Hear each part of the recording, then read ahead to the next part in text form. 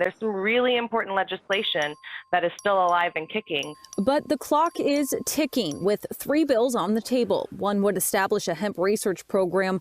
Another would reduce penalties for possessing a certain amount of THC concentrates. One of the arguably most important items that are out there right now is HB 1535.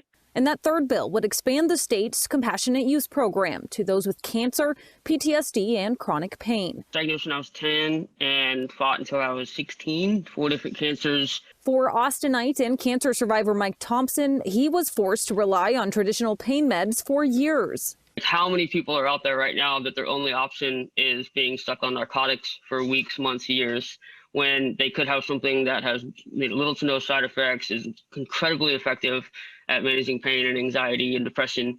He and other advocates also believe this lack of access has contributed to an opioid epidemic.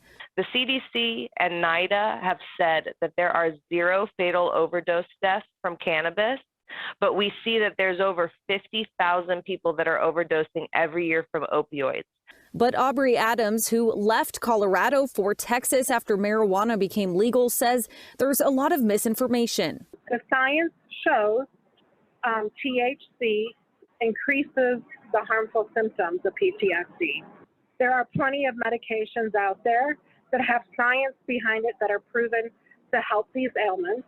Adams cited not just science, but her personal experience of her son's addiction to high-potency THC, leading to a suicide attempt.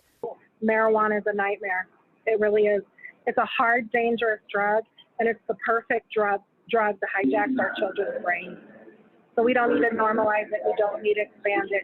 Texas needs to hold the line. For Thompson, a different kind of personal experience. He's seen how THC has helped others outside of Texas. And though he himself still deals with chronic pain, when I got off the drugs, that's when I kind of returned to life again.